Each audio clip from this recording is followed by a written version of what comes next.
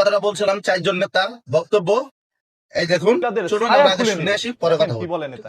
আমি বলতে চাচ্ছি আমার বিএনপির নেতৃবৃন্দ ওই জামাতের মেয়েদের ছায়া খুঁজে দেবে বলে দিলাম। যদি আবার আপনারা গ্রামে লাগান, আপনারা গ্রামে মেয়েদের লাগাবেন। এই নেতা প্রকাশ্যে কিভাবে সবার সামনে বলল যে বিএনপির নেতৃবৃন্দরা, মানে বিএনপির যারা মহিলা কর্মী আছে তারা, জামায়াত ইসলামের মহিলা কর্মীরা যদি বাসার মধ্যে ভোট চাইতে যায় বা নির্বাচনের প্রচারণা চালাতে যায়, তাহলে তার শাড়ির নিচে যে ছায়া থাকে সেই ছায়াটা তারা খুলে নিবে। এখন এই ছায়া ব্যবসা কবে থেকে এই নেতারা শুরু করলো?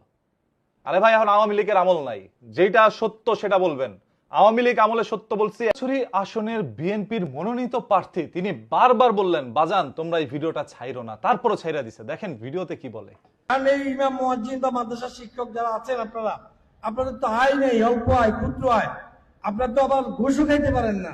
আমরা তো ঘুষ খাই, অনেকে ঘুষ খাই। আমরা তো চুরি ডাকাতিও করি, আমরা তো অনেকে চাঁদাবাজি করি। বাবারে তোমরা এগুলো ভিডিওতে ছাড়ি দিও না।